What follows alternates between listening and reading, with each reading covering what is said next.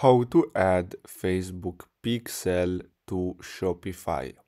So the first step is to go to settings, and then what you're gonna have to do next is simply go to apps and sales channels, and then here you're gonna have to simply click on the online store, and now here you can see all the details about your store. So what you're gonna have to do next, so let's go back here, and then we're gonna have to go to Shopify App Store, and then the next step is to click on Facebook and Instagram, and then we need to install this one here. So with this app, basically we're gonna be able to install Facebook pixel. So we're gonna have to wait until this loads up.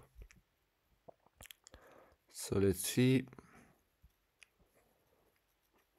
So as you can see here, you're gonna have to click on accept all, and then what you're gonna have to do next is simply click on get started, and then you're gonna have to simply connect your Facebook account, and basically that's all you have to do.